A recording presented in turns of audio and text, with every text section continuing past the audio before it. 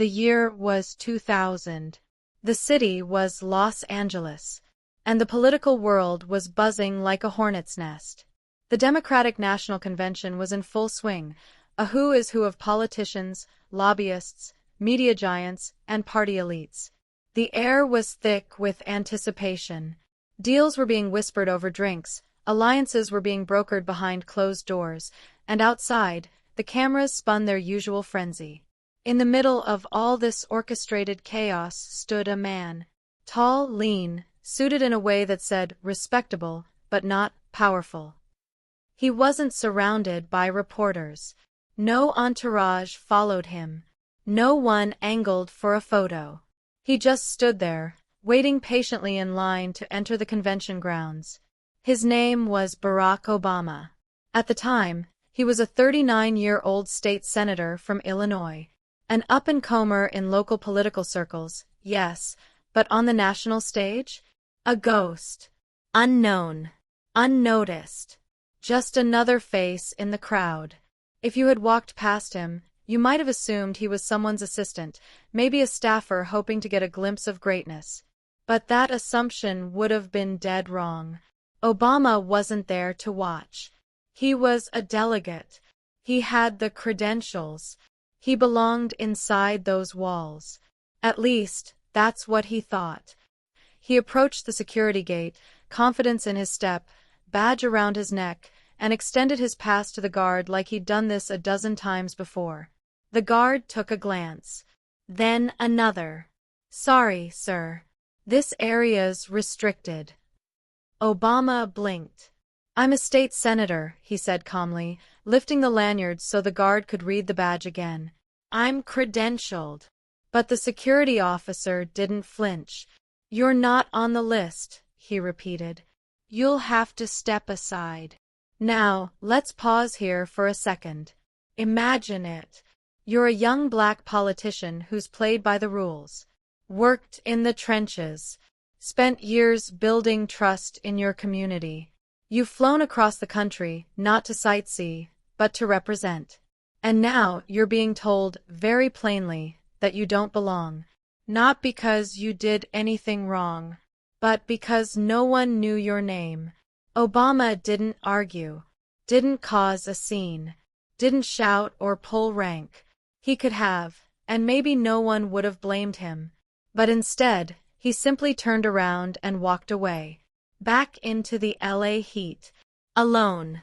He would later describe the experience with a tinge of irony, how surreal it was to be turned away from the front lines of politics because no one recognized him. But in that moment, it stung. No cameras caught it. No headline reported it. But it happened. The system, as it often does, had looked him in the eye and said, "Not yet." But here's where the story takes a turn. Barack Obama didn't let that moment define him. He didn't sulk. He didn't disappear. He went back to Chicago. He kept serving his constituents, kept listening, kept speaking, kept writing. While others chased spotlight, he focused on substance. He knew that if the world wasn't ready for him yet, he'd make damn sure it would be next time. And then came 2004.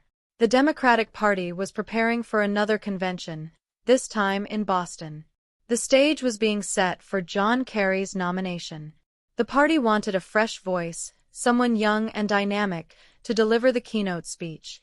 Names were tossed around. Advisors debated. And then someone said, "What about that guy from Illinois? Obama." Some people in the room asked, "Who?" But enough people said, "Yes." So the invitation went out.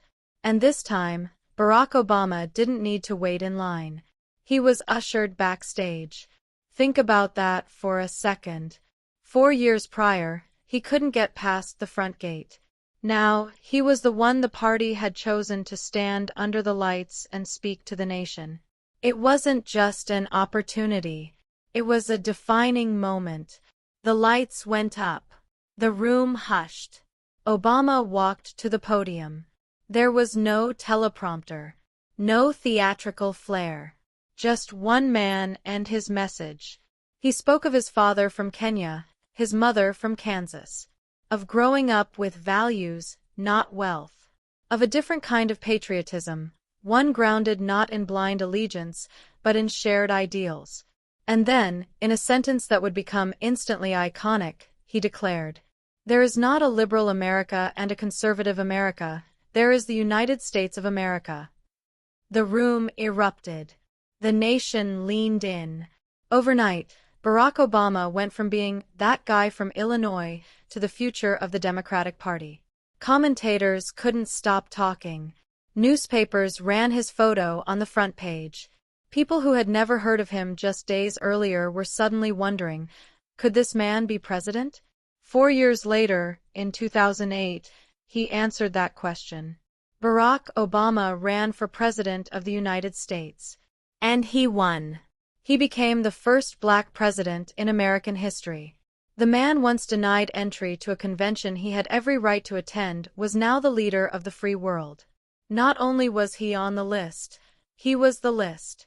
But the full power of this story isn't just in the rise. It's in that moment at the gate. Because it wasn't a mistake. It was a metaphor. A reflection of how the world often treats those who haven't yet been anointed. How people size you up based on what they know, not who you are.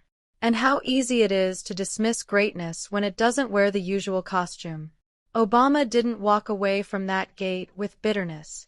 He walked away with resolve. Because he knew that credentials don't always get you through the door. Recognition does. And if the world doesn't recognize you yet, you build something so undeniable they can't ignore you next time. So the next time you feel overlooked, uninvited, told you're not on the list, remember this. The man who would go on to write executive orders, give State of the Union addresses, and sit across from world leaders once stood in the sun outside a convention hall, just hoping someone would open the door. They didn't. So he made his own entrance. And when history called his name, it wasn't because he had waited for permission. It was because he had prepared for the moment when no permission would be necessary.